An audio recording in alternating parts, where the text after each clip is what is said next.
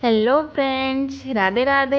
एक बार फिर से स्वागत है आपका अपने ही चैनल मिसेज हरियाणा लाइफ में। उम्मीद करती हूँ आप मस्त होंगे, स्वस्थ होंगे एंड व्यस्त होंगे, क्योंकि जो व्यस्त है वही तो स्वस्थ है। आज के व्लॉग की शुरुआत होती है कल के व्लॉग के आगे से। कल के व्लॉग में मैंने आपके साथ शेयर किया था कि मैं 5 बजे उठ के किस तरह बच्चों के जाने तक घर के सभी काम ख़त्म कर लेती हूँ। नहाना मेरा रह गया था तो अभी मैं नहा के आ गई हूँ। बीच में बारिश आ गई थी, तो बारिश का कोई भरोसा नहीं, कभी भी आ जाती है और कभी भी बंद हो जाती है। तो नहाने के बाद मैंने बाहर खड़े होकर बालों को सुलझा लिया था। बाल आजकल इतने झड़ रहे हैं ना कि मतलब बहुत ही ज़्यादा बाल झड़ रहे हैं, और मेरे तो लगता है पता नहीं कुछ हद से ज़्यादा ही झड़ रहे हैं। मेरे घर में ना सास है ना ससुर है। मेरे सास ससुर दोनों ही मेरे बहन के पास में रहते हैं, यहाँ भी आते रहते हैं, ऐसी बात नहीं है, कभी कभी सो भी जाते हैं। तो मतलब फिर भी मेरे को दिन रात मतलब साड़ी में ही रहना पड़ता है। और इसकी वजह क्या है, अगर आप गांव से हैं तो इसकी वजह आप बिना बताए ही जान सकते हैं कि इसकी वजह क्या है।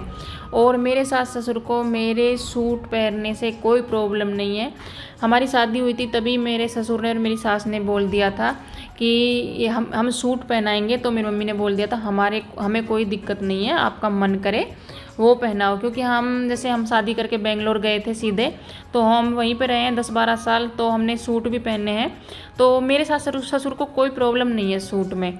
लेकिन बाहर वालों को जितनी प्रॉब्लम होती है वो आप लोग समझ ही सकते हो। घर वाले कुछ नहीं कहते, ना मेरे हस्बैंड कुछ कहते हैं, ना मेरे सास ससुर कुछ कहते हैं। लेकिन बाहर वाले अगर मान लो, ऐसे तो मैं जल्दी से सूट पहनती नहीं हूँ, लेकिन मान लो कभी कभार जैसे आलस आ जाता है कि यार साड़ी नहीं पहननी है, आज सूट पहन लेते हैं। और बाई चांस अगर कोई घर आ गया है और उसने हमें सूट में देख लिया है, तो वो ऊपर से नीचे तक, मतलब लेडीज़ की बात हो रही है यहाँ पे, तो वो लेडीज़ ऊपर से नीचे तक ऐसे देखती है जैसे मतलब हमने पता नहीं कौन सा गुनाह कर दिया है, जैसे कि कारगिल का युद्ध हमारी वजह से ही हुआ है।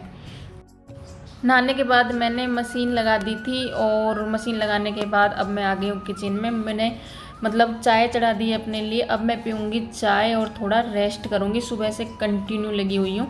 यहाँ पे 2-3 डब्बे हैं जो मैंने धोकर रख दिए थे, इनकी अभी ज़रूरत नहीं है, तो इन्हें बंद करके, और जैसा कि मैंने पीछे भी अपनी वीडियो में शेयर किया है, मैं अलग से एक बाकेट रखती हूँ और उसमें डाल के रखती हूँ डब्बों को, तो उसमें मैं डाल दूँगी। और एक जो है मसालदानी की डब्बी है वो भी खाली हो रही है। इसको मैंने जैसे खली थी तो मैंने एंड टू एंड इसको धो दिया था। इसमें मुझे डालना था लाल मिर्च, मतलब लाल मिर्च इसमें ख़त्म हो रही है, तो वो भी अभी डाल दूँगी। अभी टाइम में फिर अगर सब्ज़ी जैसे छोंकने लगते हैं तो फिर याद आता है, तो फिर टाइम वेस्ट होता है। और सब्ज़ी कभी कभी तो ऐसे काम सब बीच में करने लग जाते हैं तो सब्ज़ी जल भी जाती है। तो मुझे याद आ गया था तो मैंने लाल मिर्च अभी डाल दी है। पहले बात तो जल्दी से सूट पहनती नहीं हूँ इस डर से कि अगर बाहर का कुछ काम पड़ गया तो फिर क्या करूँगी। मान लो सब्ज़ी आ गई बिकने के लिए तो सब्ज़ी नहीं ले सकते, बाहर का जैसा गेट के आगे का धोने का होता है वो धो नहीं सकते। और मान लो कभी कभार अगर मैंने सूट पहन रखा है और बेटी को बोल दिया है कि अर्पिता आज तू धो के चली जाना बाहर से, सिर्फ बाहर से बोलती हूँ उसको धोने के लिए कि तू धो के चले जाना, तो मतलब जो भी निकल के जाता है वो ये पूछता है तेरी मम्मी कहाँ गई, तेरी मम्मी कहाँ गई, तेरी मम्मी क्या कर रही है। मानो जैसे कि मैं पूरा काम मेरी बेटी से ही करवा रही हूँ, घर का, अंदर का और बाहर का। मतलब ऐसे सवाल होते हैं लोगों के कि मतलब उनका क्या ही कहना है। यहाँ पे चाय बन गई थी और चाय मैं लेके आ गई हूँ नीचे ना मतलब बहुत ठंडक रहती है। और ऊपर मतलब भलाई से बारिश हो रही, बारिश का मौसम चल रहा है, बारिश तो मतलब आती रहती है कंटिन्यू, कभी आती कभी बंद हो जाती, लेकिन फिर भी ना अंदर ऊपर गर्मी लगती है। तो मैं नीचे लेके आ गई हूँ और नीचे भी आराम से बैठ के मैंने चाय पी ली थी। चाय पीने के बाद जैसे कि कपड़े भी धुली गए थे, मशीन में से निकाल लिए थे, मैंने धो दिए थे। और कुछ कुछ बूंदें हल्की हल्की अब भी मतलब गिर रही हैं, लेकिन मैंने कपड़े सुखा दिए हैं। देखा जाएगा, लेकिन लग रहा है जैसे अब आएगी नहीं, बारिश बंद ही है अब तो शायद। तो कपड़े सुखा दिए हैं, और मतलब कपड़ों में बच्चों की ड्रेस है, तो मतलब जो कल बच्चों को चाहिए होंगी तो वो ज़रूरी है सूखनी। अभी मतलब थोड़ा बहुत सूख जाए फिर अंदर सूख जाएगी, रात को भी सूख जाएगी पंखे की हवा में, तो उनको भी मैंने डाल दिया है। वैसे तो मतलब घर के काम कभी ख़त्म होते ही नहीं हैं, ये मतलब हम कह ही नहीं सकते कि इस टाइम हमारे घर के काम ख़त्म हो गए हैं, क्योंकि काम तो घर में हज़ारों होते हैं। लेकिन फिर भी फ़िलहाल थोड़ा बहुत मेरे पास टाइम था, तो मैंने सोचा ब्लाउज जो सिला था उस दिन, तो मैंने सोचा उसमें हुक्स लगा लेती हूँ, तो फिर ये साड़ी भी रेडी हो जाएगी, फिर इसको पहन लूँगी। तो आई हुकाई करने के लिए मैं धागे को 4 लड़ करती हूँ हमेशा। तो उससे क्या होता है ना कि 2-3 बार ही करने से आई हो जाती है और बहुत फटाफट हो जाती है, मतलब टाइम बिल्कुल भी नहीं लगता है। तो अभी मैं इसमें हुकाई कर लेती हूँ साथ के साथ। और अभी बच्चे आए नहीं हैं, फिर बच्चों के लिए कुछ खाने का भी मतलब सोचना है क्या बनाना है। सुबह दाल बनाई थी, सब्जी वाला भी मतलब हाथ लग नहीं रहा है आजकल, निकल जाता है, पता नहीं कब निकल जाता है उसका पता ही नहीं चलता है। एक अंकल ही आते थे शाम को, उनका भी कोई मतलब भरोसा नहीं है कब आते हैं और कब नहीं आते अब।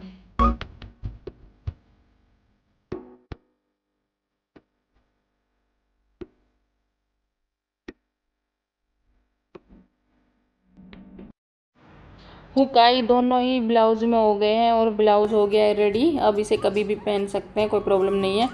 तो अभी मैं सोच रही हूँ कि सुबह की थोड़ी दाल बची हुई है तो चावल चढ़ा देती हूँ बच्चों के लिए, तो वो दाल चावल खुश होके खा लेंगे। पहले तो ना मैं भी मतलब चावल बहुत खुश होके खा लेती थी जैसे बच्चे खाते थे। तो हमारे घर में मतलब हमेशा से ही चावल एक टाइम बनते हैं, कभी शायद कोई दिन ऐसा नहीं जाता होगा जिस दिन हमारे घर में चावल नहीं बनते होंगे। तो जैसे शुरू से हमें भी शादी के बाद ही आदत पड़ी है, क्योंकि मेरे ससुराल वाले सभी मतलब जैसे बेंगलोर में रहते थे और उस साइड में चावल खाए भी ज़्यादा जाते हैं, तो बचपन से ये वहीं पे रहे हैं सब लोग, तो इनको भी आदत थी। तो वैसे ही जैसे हम शादी करके गए थे, पहले हम अपने गांव में खाते थे जैसे कभी हफ्ते में एक बार खा लिए छौंक के चावल, और ऐसे नहीं थे कि कंटिन्यू मतलब डेली में एक बार चावल बनते ही थे। तो यहाँ आने के बाद हमें भी आदत पड़ गई, हम भी खा लेते हैं अगर चावल बन जाते हैं जिस टाइम पे, तो फिर रोटी की हमें ज़रूरत रहती नहीं थी। लेकिन अब मुझे पड़ने लगी है, पता नहीं अब मतलब चावल खाने का इतना मन नहीं रहा है। ऐसा लगता है जैसे बच्चों के लिए तो चावल बना दें और अपने लिए तो अगर खानी है तो 2 रोटी ही बना ले।